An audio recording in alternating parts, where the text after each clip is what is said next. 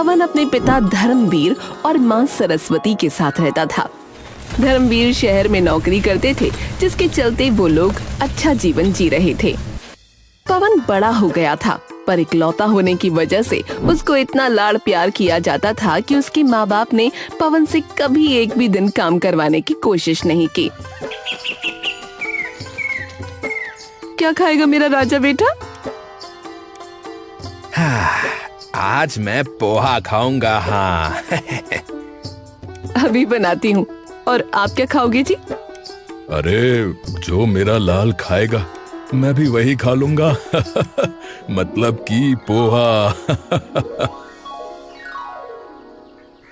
गांव का रामलाल वहीं से गुजर रहा था। उसने ये सब सुना तो रुक गया। दरअसल पूरा गांव उनका ये लाड़ प्यार जानता था, इसलिए सब पवन की टांग खिंचाई किया करते थे। अरे राजा बाबू उठ गए। अरे आपको क्या है, रामलाल चाचा है, जब देखो चले आते हो। क्या है? क्या है भाई? दिन है, अभी फिर रात होगी, कल तुम्हारी बारात होगी। अरे लेकिन बारात कैसे होगी? तुम तो कुछ करते ही नहीं। 25 साल के घोड़े हो गए हो, फिर भी आवारा फिरते रहते हो। हैं रामलाल, ज्यादा बकवास न कर, चला जा यहाँ से, वरना बेलन लाऊंगी और तेरे सर से गुमड़ा निकाल दूंगी। अरे भाभी, जा रहा हूँ, थोड़े मजे तो ले लूं। बुरा न मानो तुम। पवन का दिन एक ही पैटर्न में गुजरता। देर से उठना, छत पर बैठकर मूंगफली चबाना, गांव की खिड़कियां देखना। इसके अलावा वो अपने पड़ोसी बेचारे मुन्ना का मजाक उड़ाता रहता था, क्योंकि वो एक मछुआरा था जो कभी कभी कोई मछली पकड़ नहीं पाता था।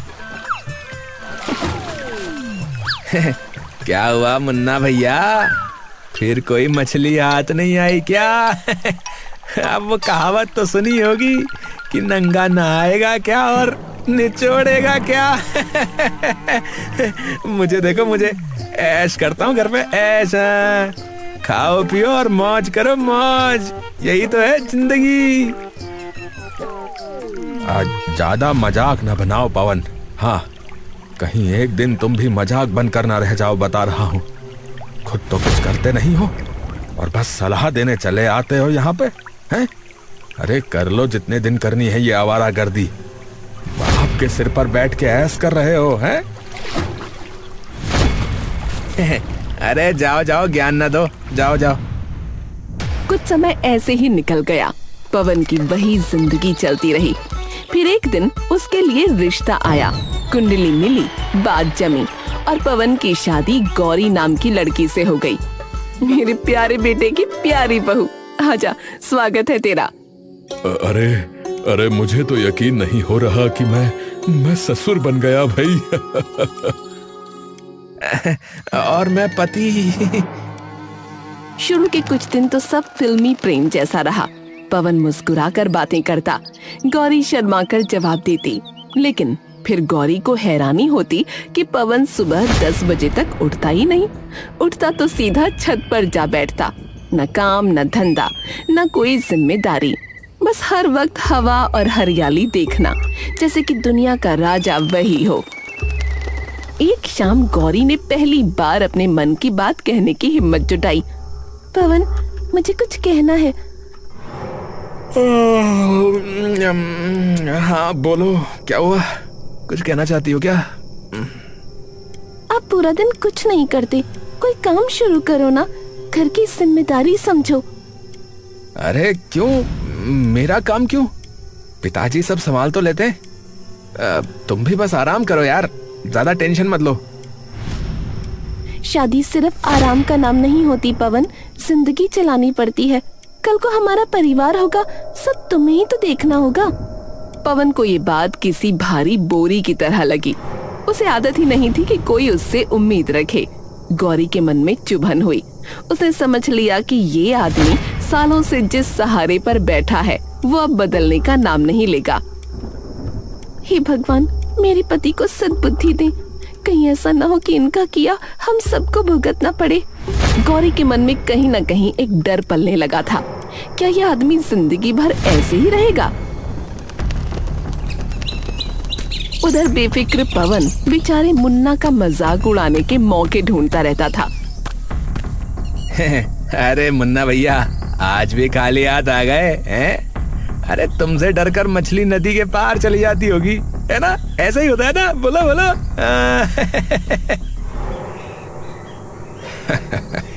अरे बहुत बोलते हो तुम पवन। अरे अब शादी भी कर ली। अरे कुछ तो जिम्मेदार बनो भैया, हैं? मैं तो जो है जैसे तैसे गुजारा कर लेता हूं, लेकिन तुम्हारा कल को भैया राम जाने भाई। हाँ अरे भाई ऐसा है, सुनो, मैं तो मौज कर रहा हूं, मौज, समझे? अब तुम जो है ना वो बस अपनी सोचो भाई, ठीक है? मेरी तो जो है ना मजे से कट रही है।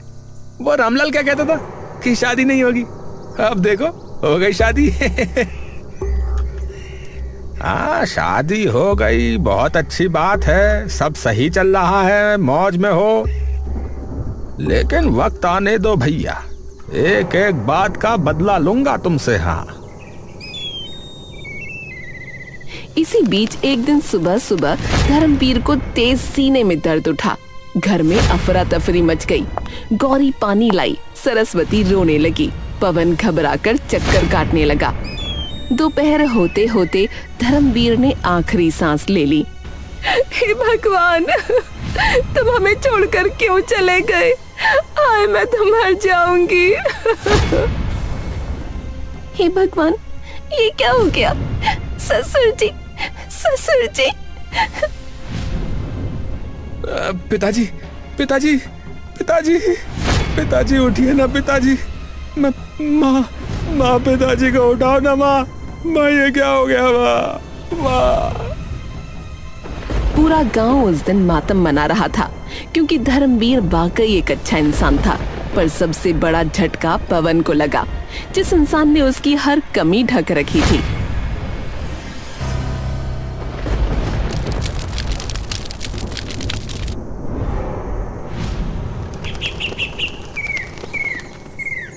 घर की जरूरतें, खर्च, बिजली का बिल, राशन सब एक साथ पवन की छाती पर आ गिरा। अब पहली बार उसे समझ आया कि जीवन केवल हवा खाते रहने से नहीं चलता, काम करना पड़ता है। और उसके पास कोई हुनर नहीं था। गांव वालों की कानाफूसी शुरू हो गई।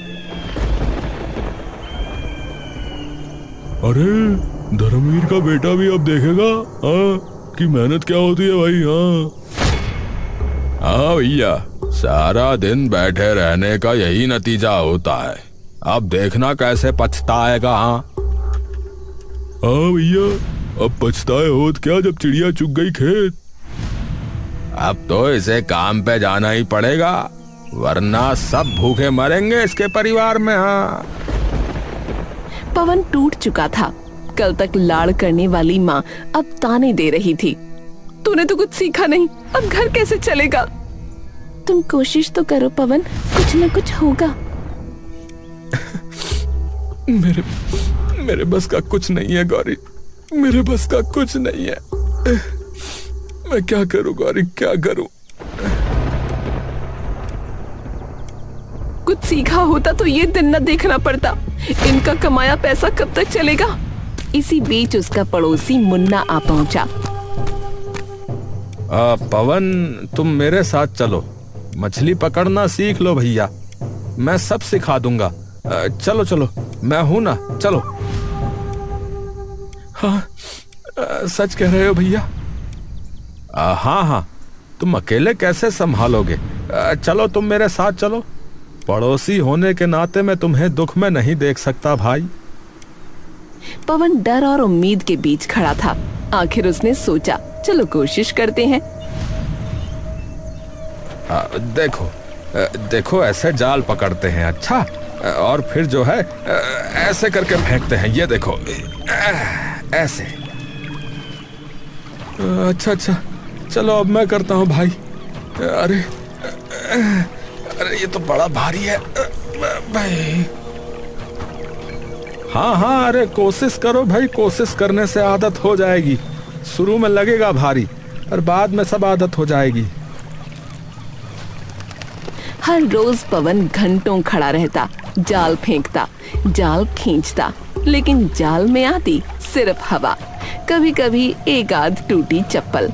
गांव में उसकी खिल्ली उड़ने लगी। अरे देखो देखो, ये बड़ा मछुआरा बना फिर रहा है इधर उधर है, लेकिन आता कुछ नहीं इसके आता। अब आया ना मजा है, बड़ा आवारा बना घूमता था यहाँ पे है। अरे बाप के टुकड़ों पे पलने वालों का यही होता है। हाँ, पहले से मेहनत मजूरी की होती तो अभी तक बढ़िया कमा खा रहा होता, है कि नहीं? हे भगवान, मेरी मदद कर। माना कि मैंने बहुत आलस किया है, लेकिन कभी किसी का बुरा नहीं चाहा। पवन शाम को जब खाली हाथ घर लौटा तो घर के अंदर अंधेरा था और उस अंधेरे के बीच एक और भी काली चीज थी, भूख। रसोई में डिब्बे खाली थे और सरस्वती का चेहरा गुस्से और लाचारी से तमतमाया हुआ था। कुछ नहीं होगा इस लड़के से, सब खत्म कर दिया, सब बर्बाद हो गया। जिस दिन पैदा हुआ था उसी दिन तारा टूट गया था गांव का। माँ,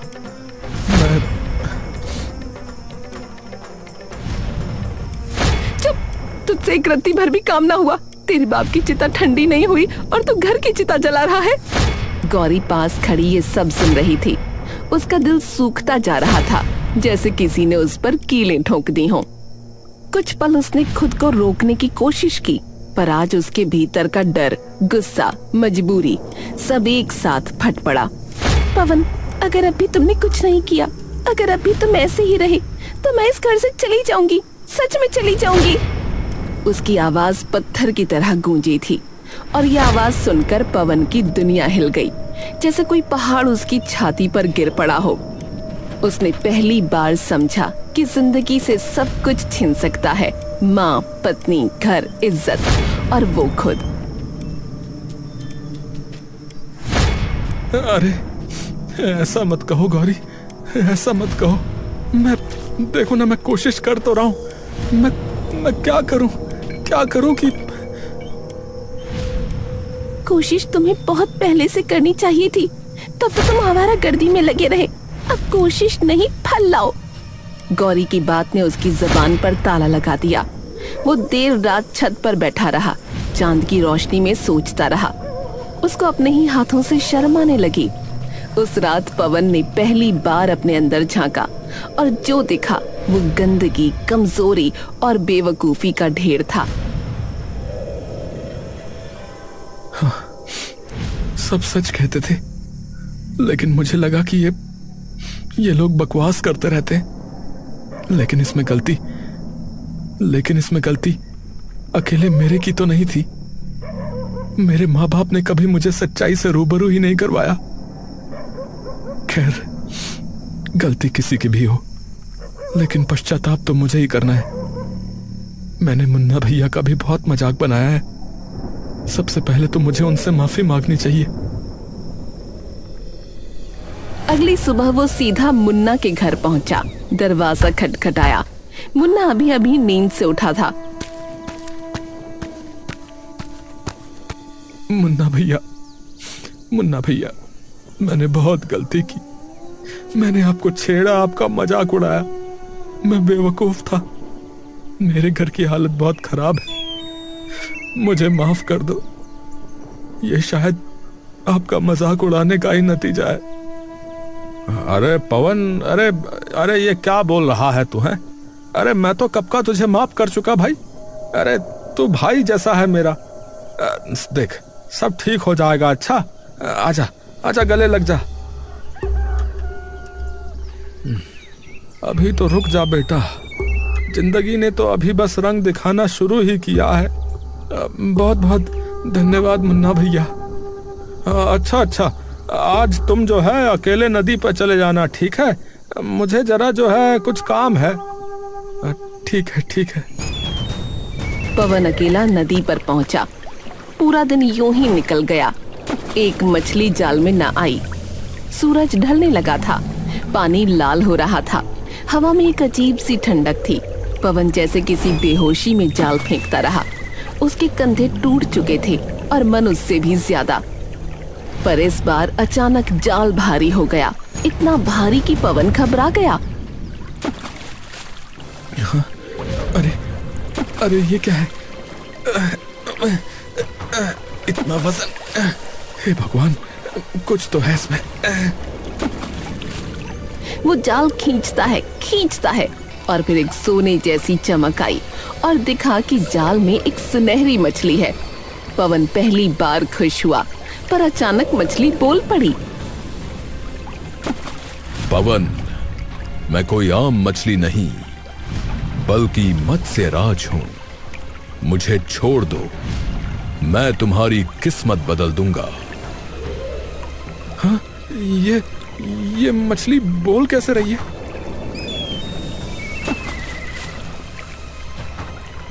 समय ही ऐसा है पवन, जब इंसान चुप हैं और मछलियां बोल रही हैं। तुमने बहुत कुछ सहा है, मुझे आजाद कर दो, वरना देर हो जाएगी।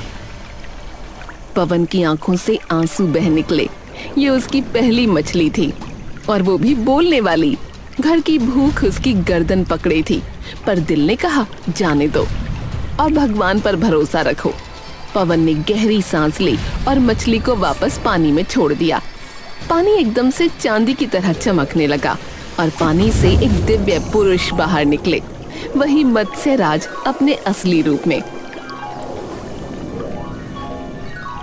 पवन, तुमने लोभ को छोड़ा, दयालु हृदय दिखाया, इसका फल तुम्हें मिलेगा। ये टोकरी लो, इसमें इतनी मछलियां हैं कि कई दिन खा लोगे और बेच भी लोगे। और ये जादुई पत्थर, जब कभी समस्या हो इसे रगड़ना, मैं हाजिर हो जाऊंगा।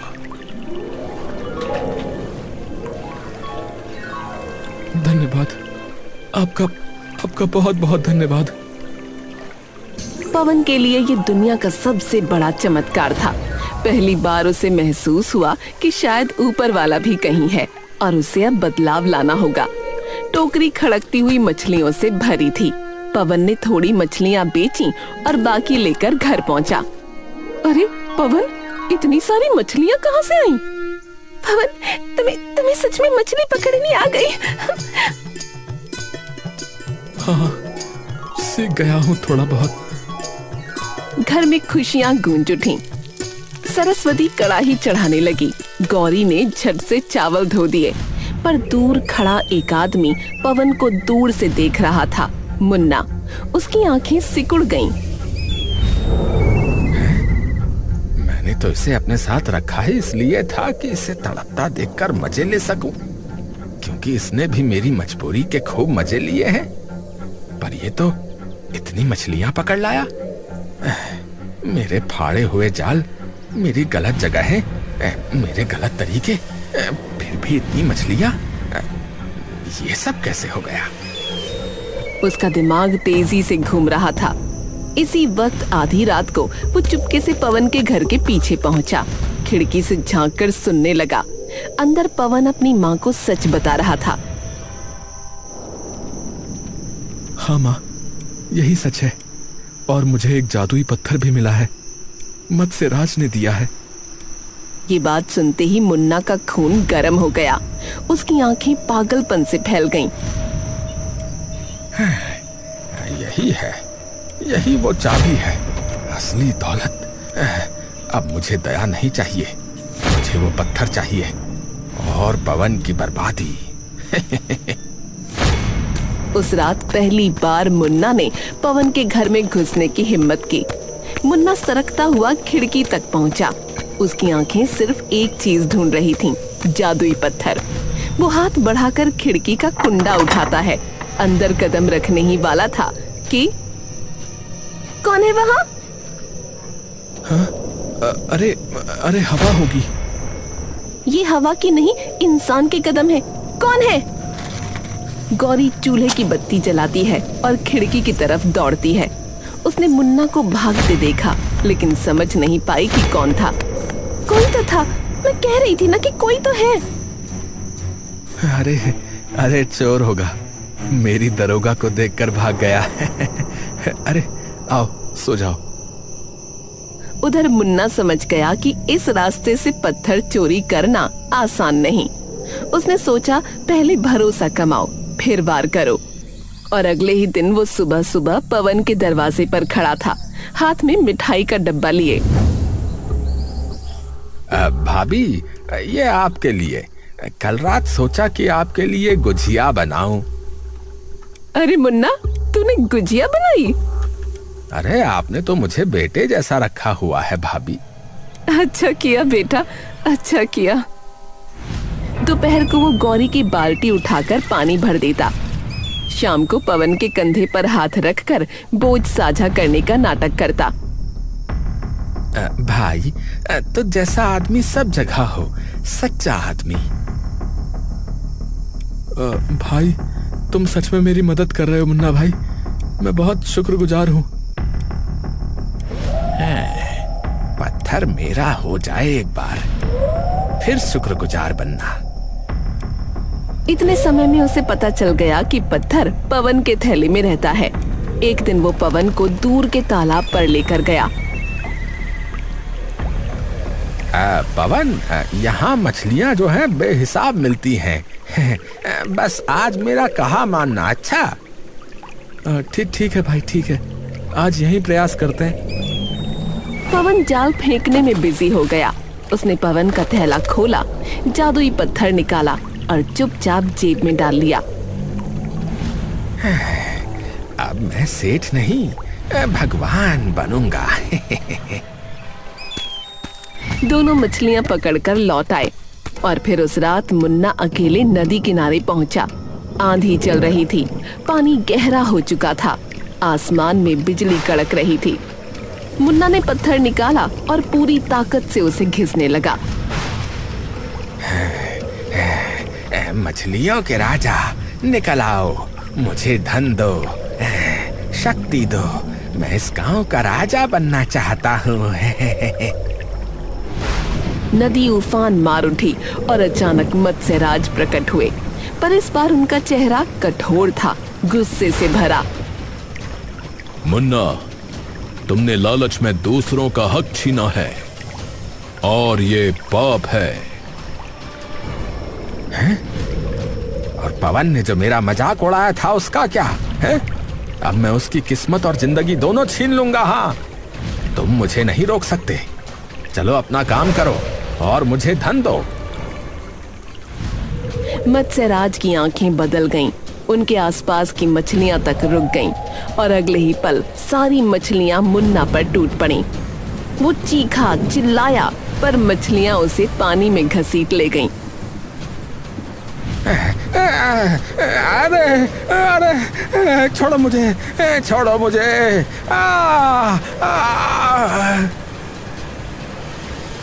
उसके पैर पंखों में बदलने लगे, उसकी चमड़ी चमकदार परतों में फटने लगी। वो एक भयानक रूप बनता गया, आधा आदमी आधा मछली। और फिर नदी ने उसे अपने भीतर निगल लिया। सब शांत हो गया। अगली सुबह पवन नदी पर पहुंचा तो मत्स्यराज उसके सामने आ खड़े हुए।